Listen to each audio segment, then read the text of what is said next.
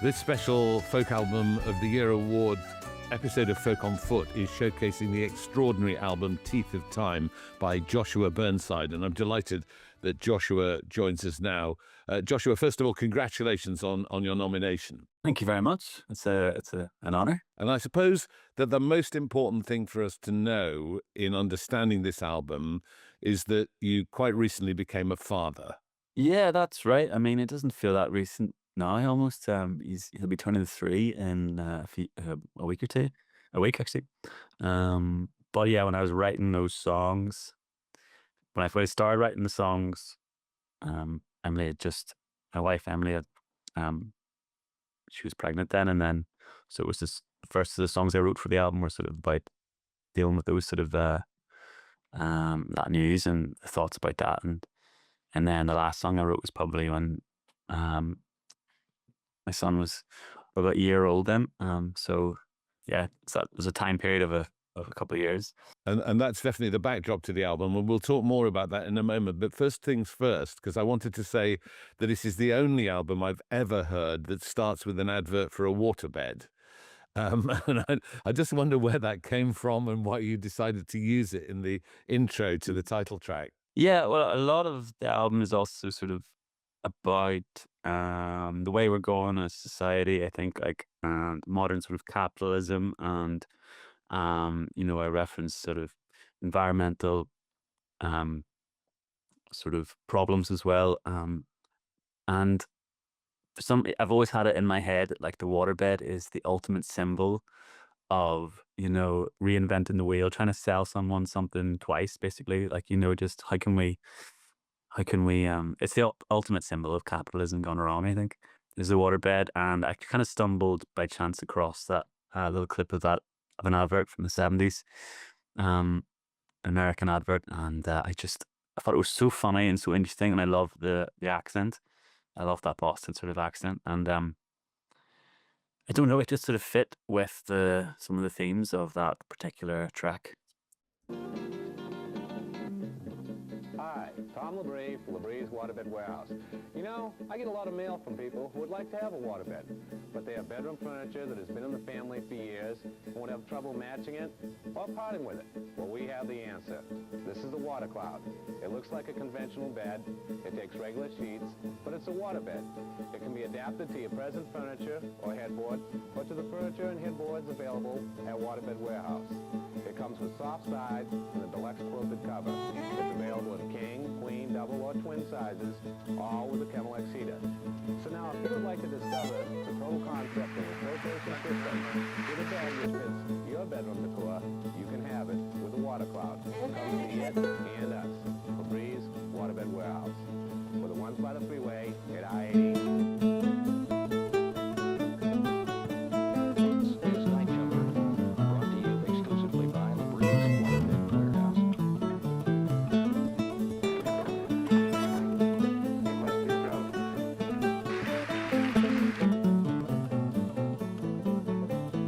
Golden light of dawn so bright, peek through the blind and onto your little face. I wondered what the future will bestow you. Too late shall be the cry, the Bellaghy bus goes sailing by. Accidents aren't uncommon, they happen every day. And when they do, it's nice to know there is someone around who can show some concern. The teeth of time, sharp and white, are chewing on my back. At the body shop, And on the winding step, sometimes you'll trip, but I'll catch you while I can. Although you're Ulster born and bred, you've always felt more Irish than British. Yeah, Yes? but that is possible in Ulster. Ulster is in Ireland.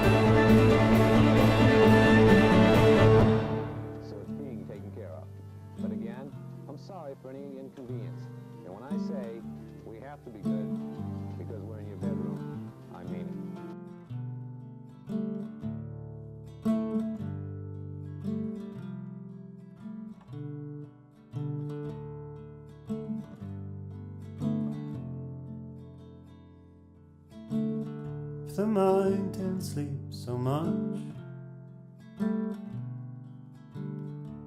What does it dream of? Hail pelting down on tents and stars long dead. Newcastle all aglow, the hum of the traffic low. Ice sheets shifting slow, kites in the summertime.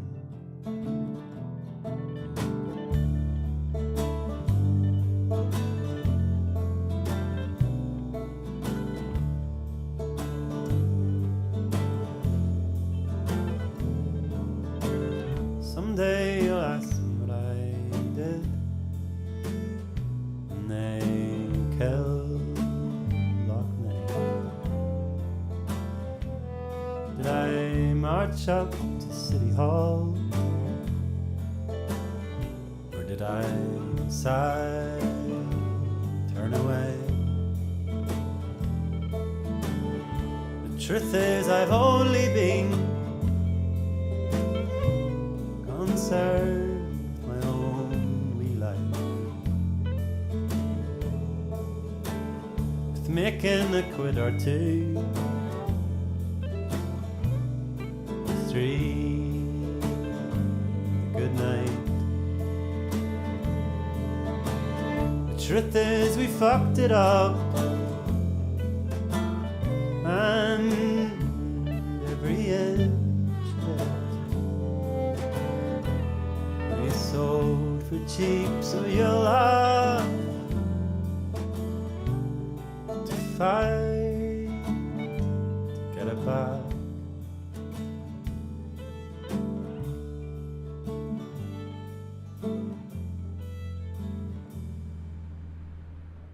But let's return then to the theme of your parenthood, because that seems to have provoked in you a lot of different emotions, a lot of different questions, some joy, but some fear as well. Yeah. Yeah, I think that's kind of the universal experience, I think, for a lot of parents, a lot of parents to be. And yeah, I was trying to. It's funny how some of the lyrics I wrote before becoming a dad and the lyrics I wrote after becoming a dad, and my perspective, I was a lot more anxious about it than I really think I needed to be. It's hard work being a parent, but it's also, um, I sing on the song "Nothing Completed" that sort of singing about my own parents' perspective. It makes you think a lot about your own parents as well, and how much you owe them and how much you sort of you've taken them for granted because of the enormous the beautiful thing about it is it's hard work, but and you're not expecting anything from them either. You do it because you love them, and it's your job, and that's that, and it's sort of a selfless thing in that way. And then you see your parents in a new light. Beat well, heart of little lentil growing fast inside the belly of the one I love the most. Well, I will not lie, the path ahead is daunting, haunted by those pesky little ghosts that moan you don't know what you're doing, do you?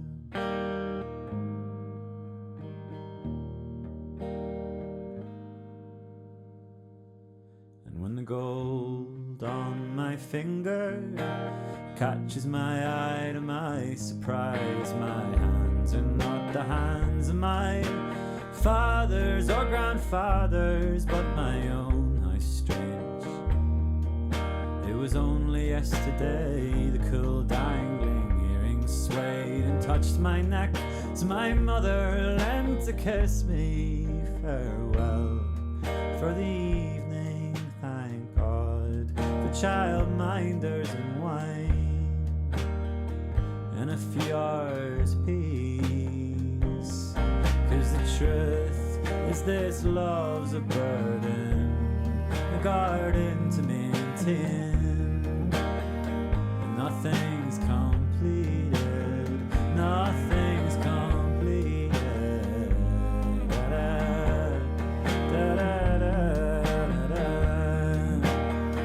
Nothing's completed, nothing's completed.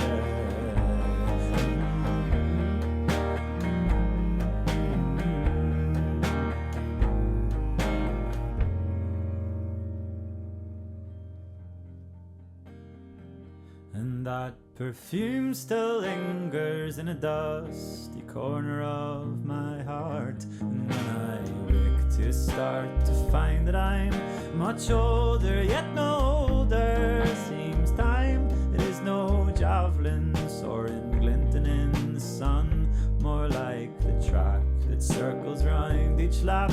You find you're back where you began. Farewell to my evenings, oh God, and to so many friends. They'll hardly recognize me. Their woes will seem oh so quaint. Oh, what I wouldn't give for a few hours peace. Nothing's completed.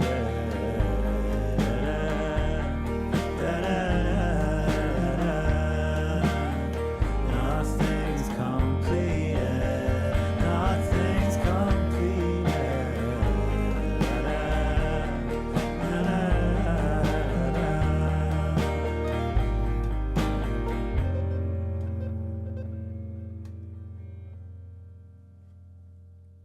Well, I know I may be getting a little ahead of myself, but it grieves me so to know that someday I will leave you. Oh, the betrayal. But don't think on the soil above me, or the worms are wriggling in my skull.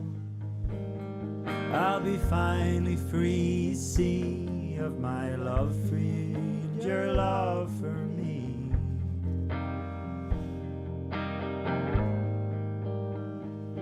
Yes, I'll be gone where the air is thinner, lost in a moonlight shimmer, far, far out of reach, with the fruits of my labor rotting on the side of a motorway.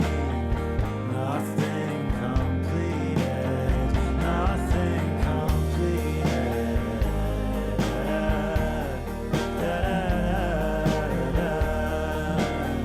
Nothing completed, nothing completed. Nothing completed.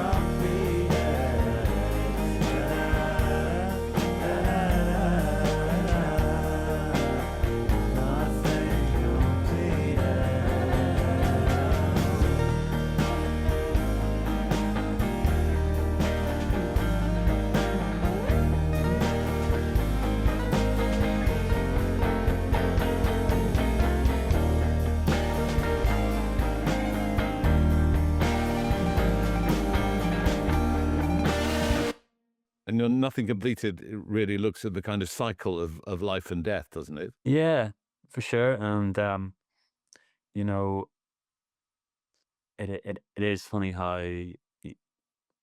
getting older and growing up and becoming everyone says you turn into your dad and that kind of thing. And there's a cyclical element to it. And I think thinking about time and how time works and night and day and the seasons, and there's sort of cyclical nature to everything, isn't there? And life and death as well. And so I'm always going back to those themes, to be honest, in my music, of time going round and round in circles. And it's something that fascinates me. I'm really interested in the role of music in your life when you were growing up, and you were in East Belfast. Were you exposed to music as a kid? Yeah, a lot of music, but I sort of grew up outside of Belfast in a town called Cumber, and we started playing in bands, sort of rock and grunge and punk bands, sort of when I was um 12 years old, 13, 14, and there was a great little sort of scene of people forming bands and playing music like that. And then somewhere along the way, I sort of just started doing it on my own. In the bedroom recording music, and I sort of got into the singer-songwritery folk stuff. How did that happen? How did you how did you get attracted to the folk and the traditional music? I think it probably started off with like songwriters like sort of Americana stuff like Bright Eyes and um bands of that nature, where they were sort of they sort of crossed over from like the rock and emo and punk genres, and there was a sort of Venn diagram where Bright Eyes and Def Cab for Cutie and these other sort of bands were sort of in their world, but they were more singer-songwritery really, and more like Bright Eyes had like slide guitars and fiddles and things, so they were kind of Americana, um and and those sounds, and also just growing up in um in Ireland, and I was exposed quite early to Irish traditional music in the pub and that kind of thing. So those sounds were already, accordions and fiddles and banjos, and were a part of my sort of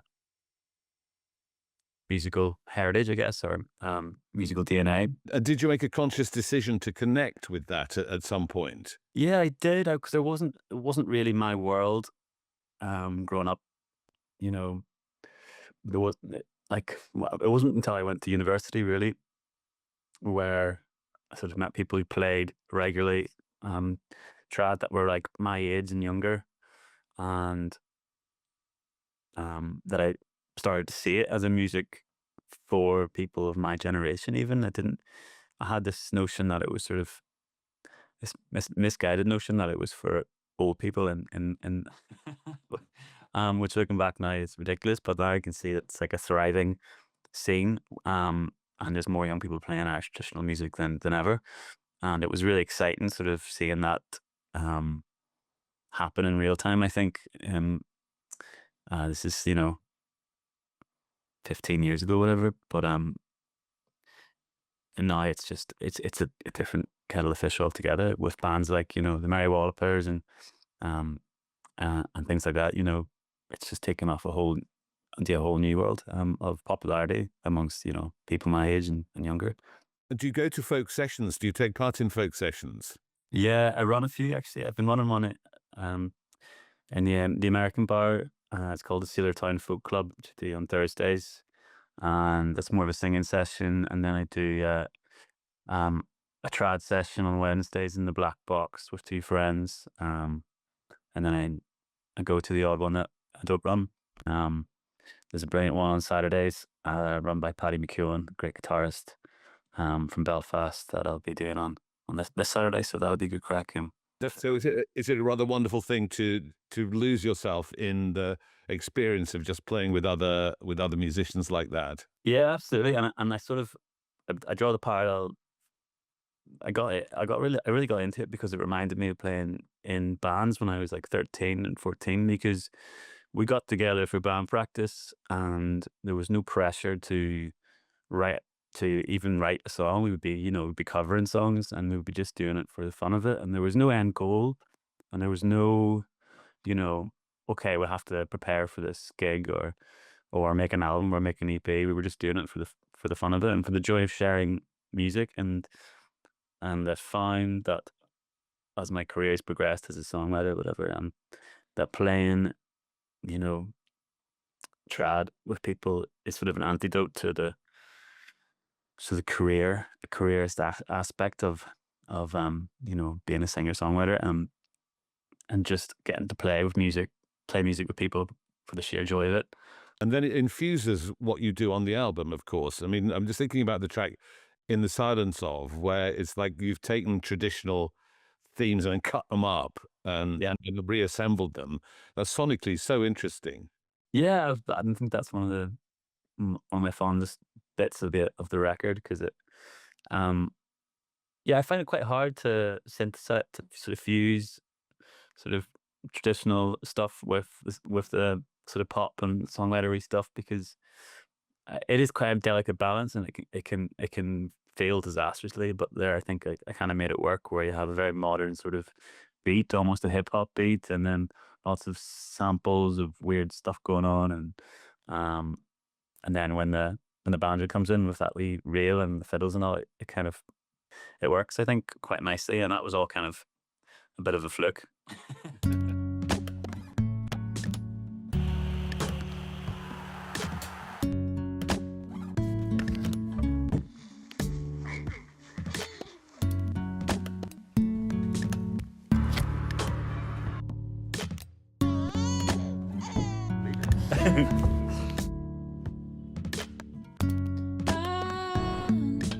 Easy, still and say.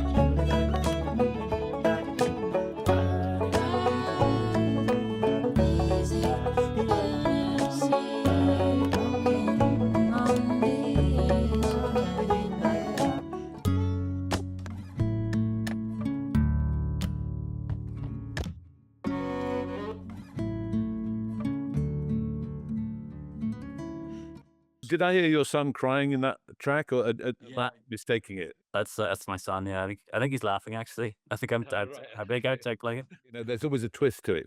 So you talk about the good life, for example. You know, and you have this vision of the good life. Yeah. Things aren't quite living up to it. Yeah, sure. And that's just like one of those classic. I love like songs that deal with you know, the modern sort of situation that we're all in. You know, is a great song. Like Talking Heads, you know, have like a, what do you call the? My mind is not working today with song titles and all the rest of it. But Talking Heads do it really well, and they talk about, you know, the modern man and the situation we're in, and you know, where's my beautiful wife? Where's my beautiful house? And you know, and I'm always trying to deal with the situation I'm in right now, in real time, kind of thing. If that makes some sense. Yeah, Yeah, so it's like well, there's a vision that we're sold that life is going to be great if you get the wife, you get the house, you get the child. But underpinning that is the disillusionment that comes with, it not working out right. Is that what you're trying to say in that song? That is what, yeah, that's what I wanted to say there, and you just said it so eloquently. Living the life, the good life, the house, the kid, and my good wife. Gonna try and not drink tonight, but the good life makes me thirsty. Driving around in the summer heat, trying to get this kid to sleep. Shirt sticking to my seat, living the good life. Living the life, the good life, the house, the kid, and my good wife. Tried to find some peace of mind, but the good life keeps me busy. I can't get my thoughts straight, run around always late. Doctor called, said I missed the date. Better luck next time.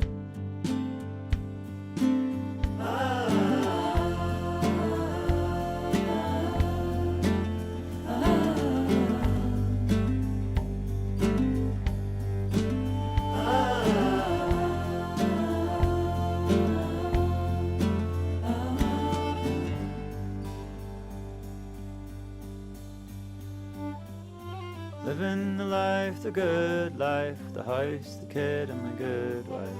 Gonna try and not drink tonight. The good life makes me thirsty. I got everything I need, but I can't sleep, I can't sleep. Doom scrolling till 3:30. Living a good life.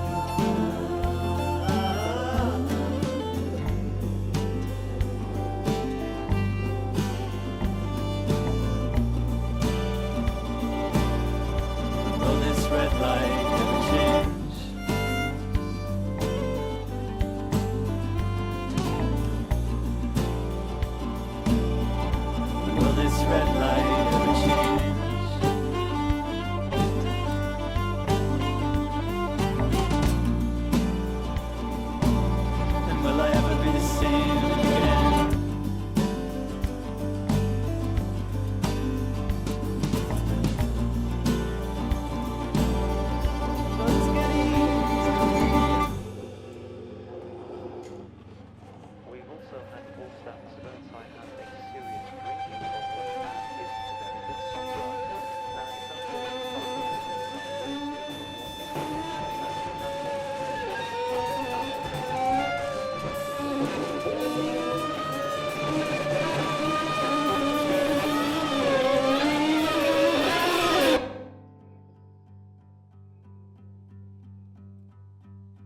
Gonna take a break someday, somewhere quiet and far away, where the hills overlap in the yellow light. Gonna live that good life.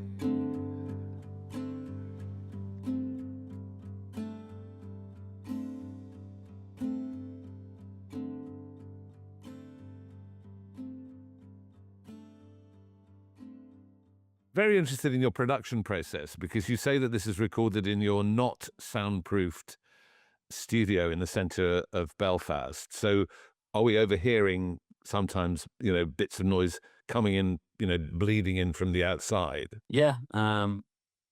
So I'm a part of this sort of artist collective called Vault Artists Studios in Belfast, and basically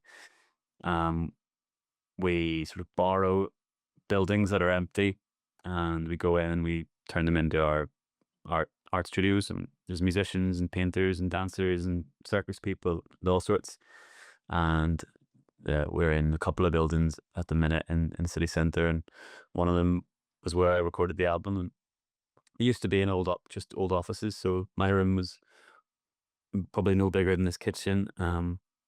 and not made for recording music at all. And you could sort of hear the bins being taken out and cars and buses going past in the street below, and other artists doing their thing. But I don't really mind those sort of sonic stowaways creeping into the album. I think it gives it like a flavor. But I was battling with the shape of the room and the acoustics of the space. I've now recently moved into another studio, which is a bit better acoustically for recording, so I've been enjoying that space. But I mean, it does give that record a particular sound, I suppose, and a sort of intimacy, and even at times maybe like a claustrophobic feeling to some of the tracks. And then there must be considerable post-production, in order to make that very layered sound that you end up with. Yeah, I mean, I would do all the mixing myself. Actually, Thief of Time was one of the first records I really did almost everything myself. So bar the mastering, and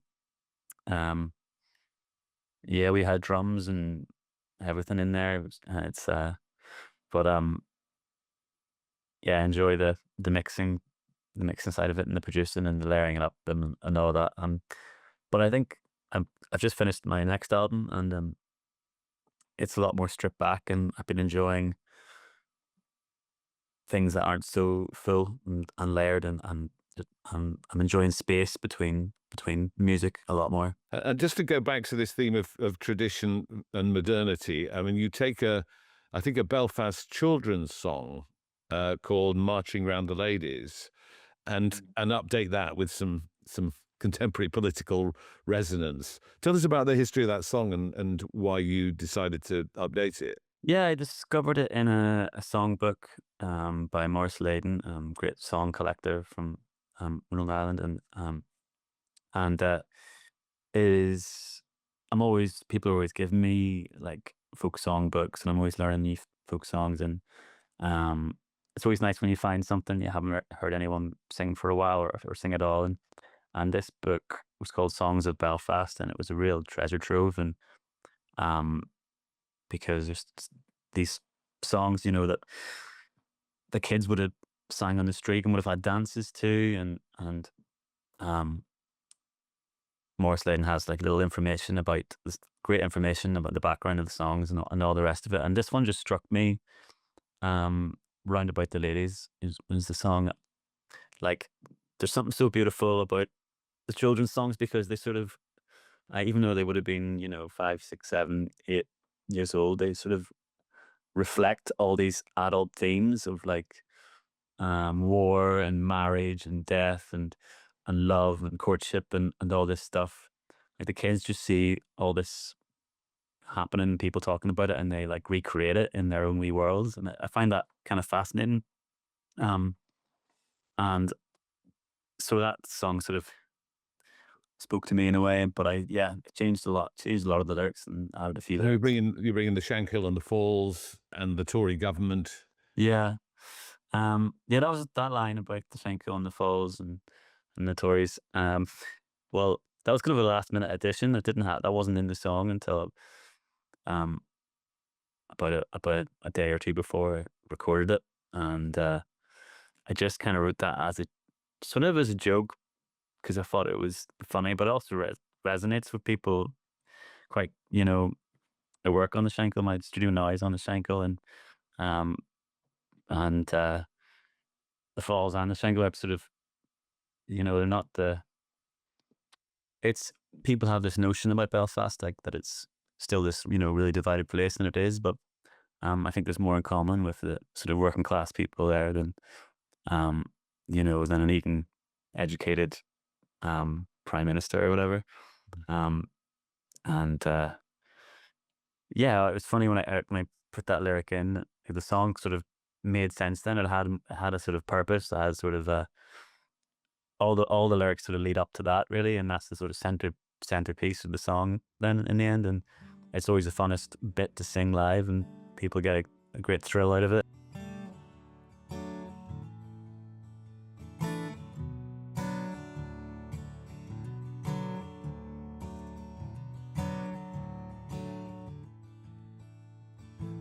March around the ladies, march around the shore, march around the ladies as you've done before.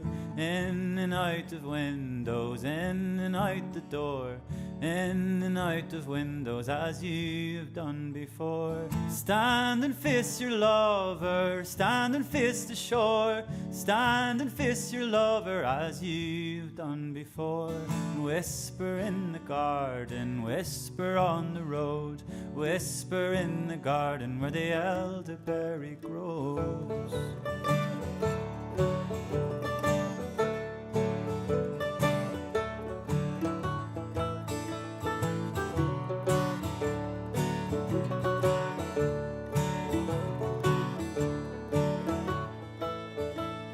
Write to him in Paris, write to him in France, write to him in Paris where the ladies learn to dance. Follow him up to Glasgow, follow him up the shore, follow him up to Glasgow where they drink till 3 or 4. Chase him back to Belfast, chase him out the door, chase him back to Belfast as you have done before. In and out of windows, in and out the door, in and out of windows as you have done before.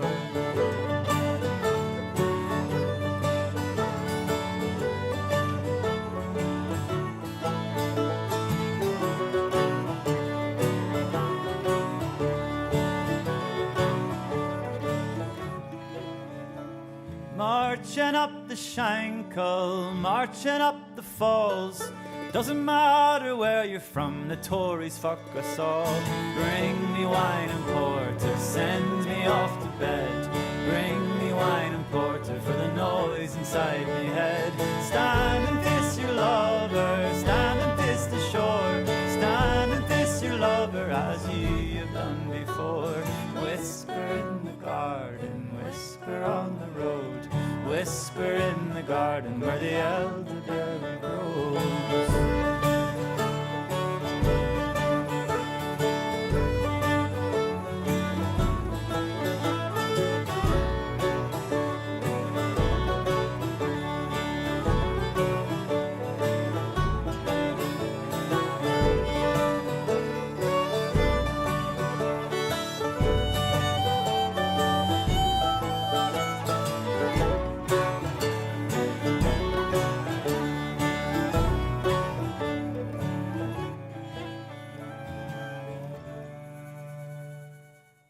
Let's end by just returning to the theme of parenthood. I wrote down some lyrics from the Ghost of Bloomfield Road, which just seemed to me to be really pithily sum up the feeling of being a new parent. And it says, "Well, I'm a father now, God help us all, I said to myself as I held him, and waited to find out if you were alive, every minute a lifetime." And that just took me to the place of the birth taking place. Is that what you were writing about, the actual moment of your son coming into the world?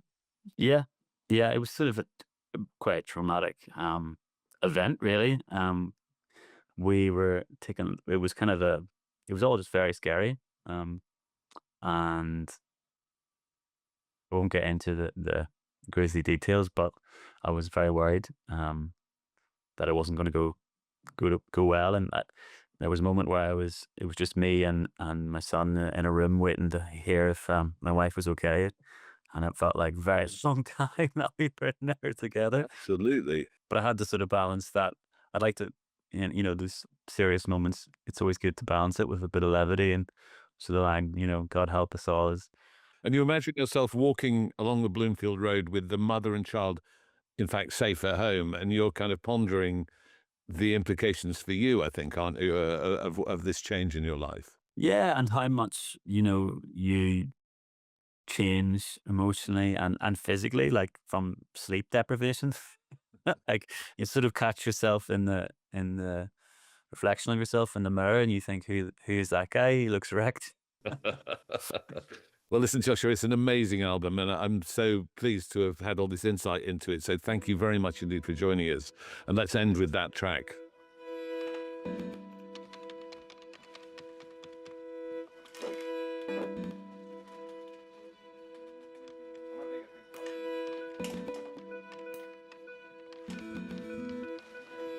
bind to a boulder made of gold and silver.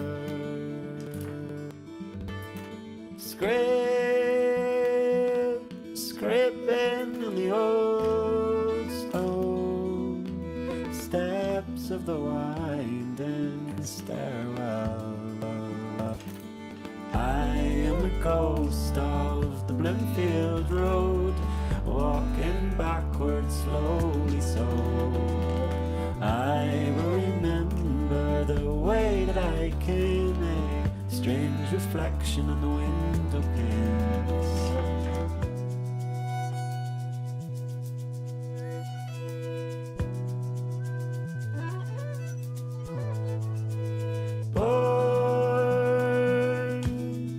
Born all over, clad in metal and clover,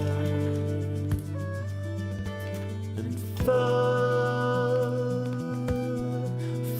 of the wildness of love at its brightest. Well, I am a father now, God help the soul, I said to myself as I held him, and waited to find out if you were alive, every minute a lifetime. Yes, I am the ghost of the Bloomfield Road, walking backwards slowly, so